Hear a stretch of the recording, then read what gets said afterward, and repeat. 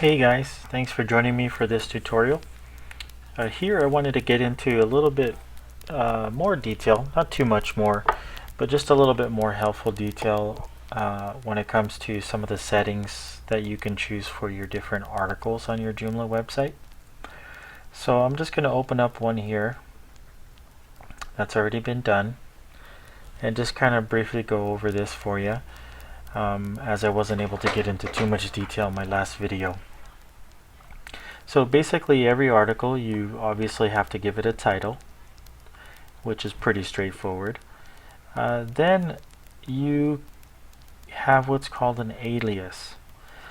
Now if you read the description, basically the alias is what the URL of the page will be.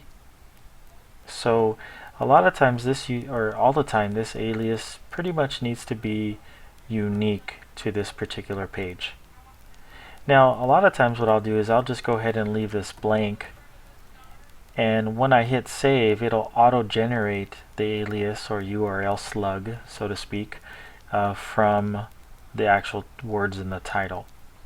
Now in this particular case my title is kind of long, so I manually just made it a shorter alias so it would look good. So if you're making business cards and want a special page for an advertisement, instead of having a really long URL, you can shorten it up by just changing the alias. Now a quick note though, since they do have to be unique, occasionally you might get an error message that says that you're not able to save the page because it's the alias is the same as another page. Well, if that's the case, a lot of times all you'd have to do is maybe add a word or take away a word to the alias in order to make a slight change that will likely make it unique. And so the system will see it as a separate page and you can hit save with success.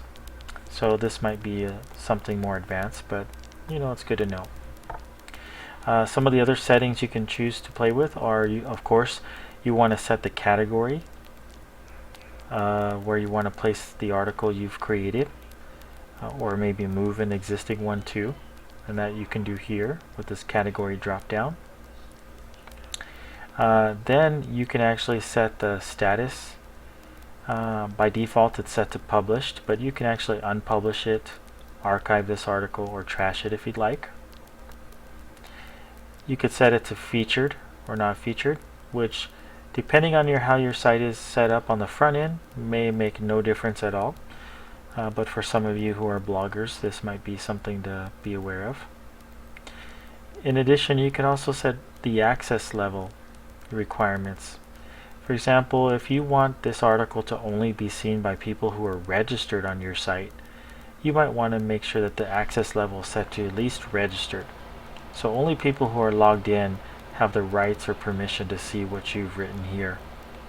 Most of the time you'll leave it just to public, and that's probably the best place to leave most of your articles. And if you run a multilingual website, this little choice here will obviously display some more languages if you've got that going on for you, and so that people who read those languages will get this version of your article rather than in one language that they don't speak.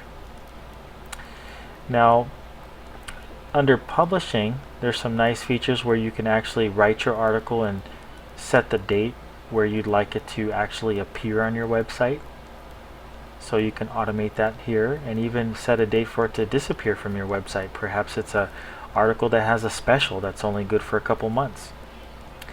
In addition, you can change a few other things as well, and even add some meta description for SEO value to this particular page.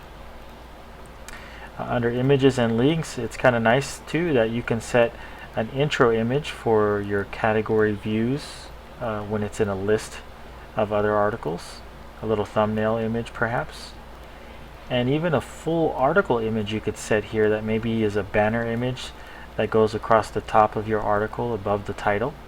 And that's kind of nice depending on how you've laid out your pages, but 9 times out of 10 you don't necessarily have to use these. You can actually just insert a picture directly into the article using the editor. But it's good to know that you can actually set an intro image and a full article image using these nice tools here. So that's pretty much does it for some of the choices here. If you have any questions, let me know.